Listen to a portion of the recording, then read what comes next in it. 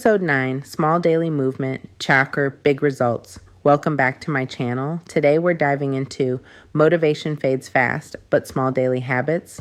Those are what create real results. This week I focused on adding movement into my day without overcomplicating it.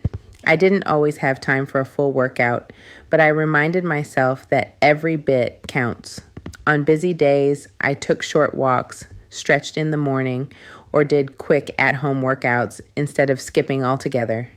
Even simple things like parking farther away, standing more instead of sitting, or putting on music and dancing around your kitchen helped you stay active.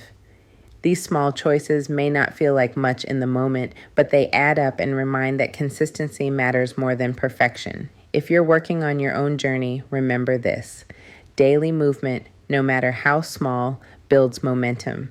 Subscribe to follow along, and let's stay consistent together.